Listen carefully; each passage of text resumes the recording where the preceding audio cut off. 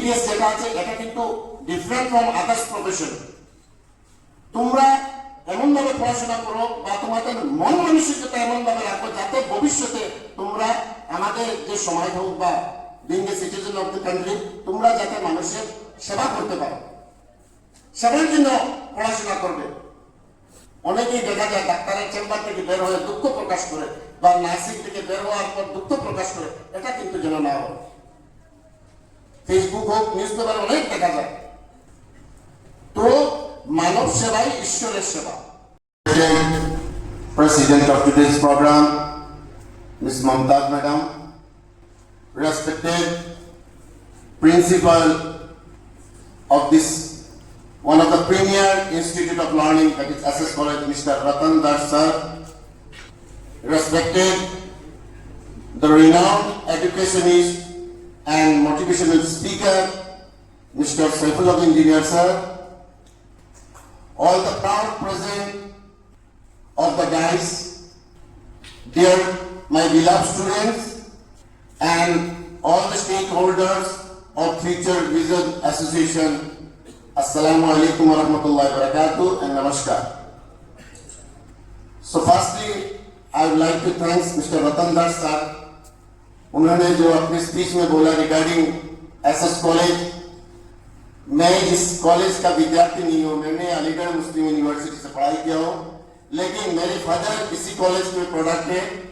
मेरा छोटा भाई डॉक्टर बलायत हुसैन जो अभी सिलचर में जुडिशियल मजिस्ट्रेट है, वो भी इसी कॉलेज का प्रोडक्ट है। तो आज जब सर ने बोला कि ये कॉलेज बहुत जल्दी यूनिवर्सिटी में तब्दील होने जा रहा है, तो बिंग हाईलाइट के वासी होने के कारण मुझे बहुत ही खुशी है। मैं आप सबसे रिक्वेस्ट करता हूँ, सर के लिए जोरदार ताली दीजिए। Last month when I met the first time I met with him एक इंस्पेक्शन के दौरान, लेकिन वो खुद गए थे इंस्पेक्शन में, लेकिन उन्होंने मुझे कुछ सजेशन दिया। तो जब मैंने पहले उनसे मिला तो मुझे उसी दिन लगा इनके हाथ से हमारे जो कॉलेज है वो बहुत उन्नति के शिखर में जाएगा। तो thank you so much sir. Now এখন বেসিক্যালি আজকে যে এই ফেলিসিটেশন প্রোগ্রামের যে আয়োজন হয়েছে, তো আমি অনেক আনন্দিত। আমারও অন্য জায়গায় প্রোগ্রাম ছিল সুলতানিতে, কিন্তু সকালে আমি ভাবলাম যে এখানে আমার একটা ব্রিলিয়েন্ট মাইন্ডসের সাথে আজকে আমার দেখা হবে। তো আমি আমার সুলতানের প্রোগ্রাম, দেবছড়ার প্রোগ্রাম ক্যান্সেল করে ওদেরকে মেসেজ দিলাম I will attend the programme. কারণ আজকে এখানে যারা বসে আছেন এরা, এটা শুধু ওদের সাফল্য নয়, আমরা গোটা হাইলাকান্দিবাসী আজকে ওদের জন্য আনন্দিত। আর এখানে অনেক স্টুডেন্টরা আছেন অ্যাপার্ট ফ্রম নিট, যারা নিট কোয়ালিফাই করেছেন।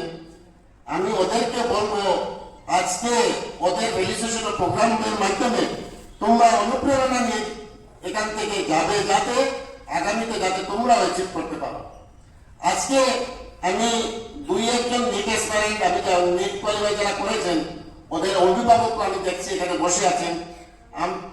আমরা অনেক আনন্দিত, কারণ আমরা জানি একটা বাচ্চা যখন নিট কোয়ালিফাই করে বা বিভিন্ন ধরনের কম্পিটিটিভ এক্সাম, এর পিছনে অভিভাবকের কতটুকু মেহনত থাকে। যেভাবে শিক্ষকের থাকে ঠিক তেমনি ভাবে অভিভাবকের অনেক পরিশ্রমের ফলে একটা বাচ্চা এই ধরনের প্ল্যাটফর্মে পৌঁছতে পারে। আজকে এখানে লিমিটেড স্টুডেন্ট, আমি জানি হাইলাকান্দি থেকে শত শত ছাত্র, আজমল সুপার 40 হোক বা আকাশ হোক, আরো বিভিন্ন কোচিং বা অফলাইন হোক, অনেক কোচিং আছে, সেগুলোতে বাচ্চারা পড়ে,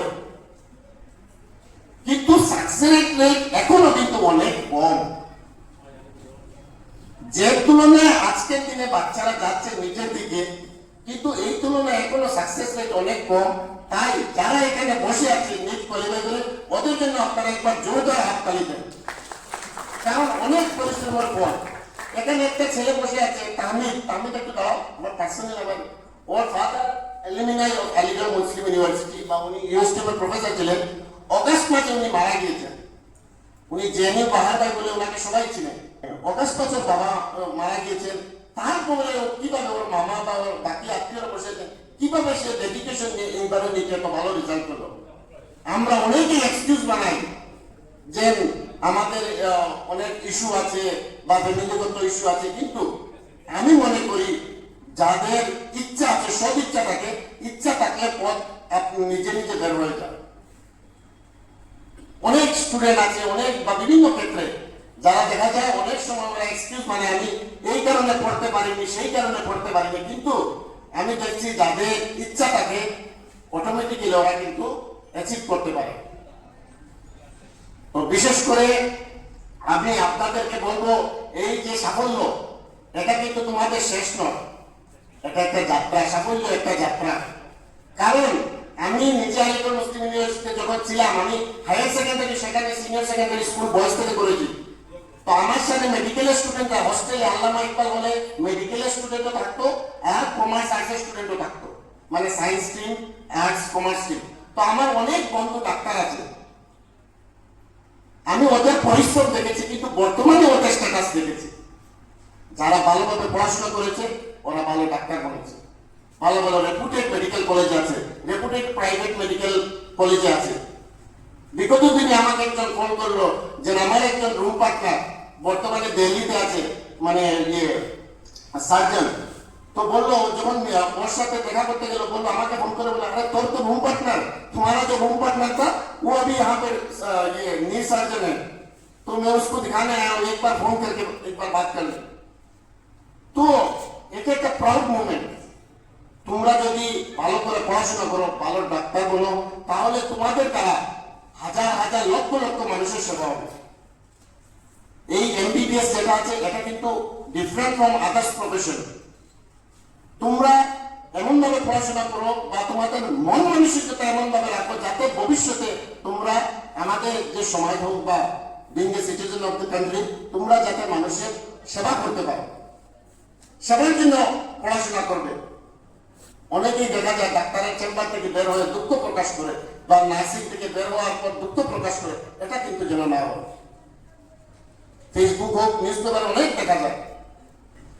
তো মানব সেবাই ঈশ্বরের সেবা, সেটা নিয়ে পড়াশোনা করো। আর সেকেন্ড থিং ইজ পেশেন্স। আমি বিশেষ লম্বা করবো না, আমি ছোট্ট একটা উদাহরণ দিচ্ছি। তোমরা যদি কোনোদিন যাও কলকাতাতে রবীন্দ্রনাথ ঠাকুর হসপিটাল, নারায়ণীর একটা ব্রাঞ্চ আছে কলকাতা, ওখানে একজন বিশিষ্ট নেফ্রোলজিস্ট আছেন ডক্টর প্রতীক দাস। আমি যখন ওনার প্রথমবার অ্যাপয়েন্টমেন্ট নিলাম রাত্রে 1টার সময়, আমার অ্যাপয়েন্টমেন্ট হলো রাত্রে 1টার সময়। আমি যখন 4টার সময় উনি পেশেন্ট দেখা শুরু করলেন, এর আগে দিনে উনি 2টা সার্জারি করেছেন, সার্জারি টিমে আছেন। আমি ভাবছিলাম যে রাত্রে 1টার সময় যখন দেখা করতে যাচ্ছি, ডাক্তারের তো মুড অনেক অফ থাকবে মনে, কিন্তু রাত্রে 1টার সময় যখন ওখানে ঢুকলাম, ওনার মুখের হাসি আর ওনার ব্যবহার শুনে আমাকে সেই বাকিদের যেভাবে সময় দিয়েছেন, আমাকে রাত্রে 1টার সময় সেইভাবে সময় দিয়েছেন। এই হলো ডাক্তার। যদি ডাক্তার বলতে চাও, ভালো ডাক্তার বলতে চাও, তোমাদেরকে পেশেন্স রাখতে হবে। দ্বিতীয়ত, তোমরা যখন মেডিকেল কলেজে যাবে, এখন থেকে যেভাবে জাস্ট এটা কিন্তু একটা জায়গা, এই যে হল আছে, হলের জাস্ট এন্ট্রান্স। এটা এখন থেকে তোমাদের ভালোভাবে পড়াশোনা করতে হবে, টাইম ম্যানেজমেন্ট করতে হবে, তারপরে নিজের যেগুলো ভুল ত্রুটি ওইগুলো থেকে আবার শেখার চেষ্টা করবে। নিজেকে যদি মনে করে না আমি তো নিট কোয়ালিফাইড হয়ে গেছে, এখন ঠিক আছে, আমার তো বাড়ির বাইক লম্বা মোবাইল, কলেজে গিয়ে এই সেই না।